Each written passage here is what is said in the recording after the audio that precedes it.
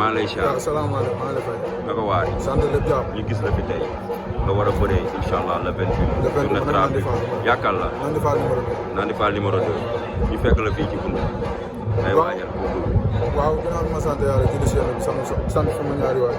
waaw ma ñëwoon signaler Zal ba moom nit ku baax la quoi xam nga rek benn gaan moom ma boole ak moom depuis bi ma boole ak moom ba léegi mu may téye comme doomam quoi kon aw ma fay man sama combat du ma ko caaxaanee. lan la lu xew samay combat du ma ko caaxaanee. lu waral lool. Alxuraanu Karim non damaa ñëw ba si bunt bi paa bi di laaj sama tur dëgg moom lu mu doyee sama tur dëgg.